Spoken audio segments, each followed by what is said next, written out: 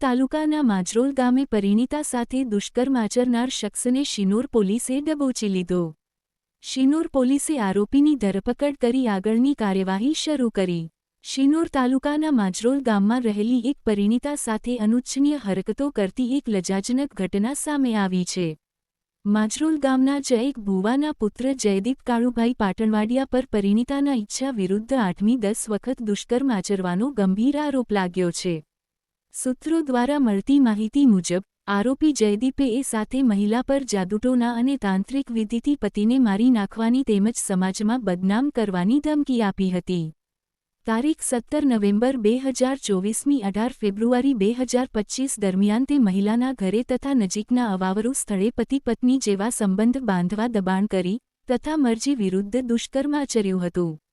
ભોગ બનનાર પરિણીતાએ આખરે આ હવસખોરથી કંટાળીને શિનોર પોલીસ સ્ટેશનમાં ફરિયાદ નોંધાવતા પોલીસ દ્વારા તુરંત જ કાર્યવાહી કરી આરોપીની ધરપકડ કરવામાં આવી છે। હાલ આરોપી વિરુદ્ધ કાયદેસરની કાર્યવાહી ચાલુ કરવામાં આવી છે। પોલીસ વધુ તપાસ હાથ ધરી છે। રિપોર્ટર સરફરાઝ દિવાન, વડોદરા।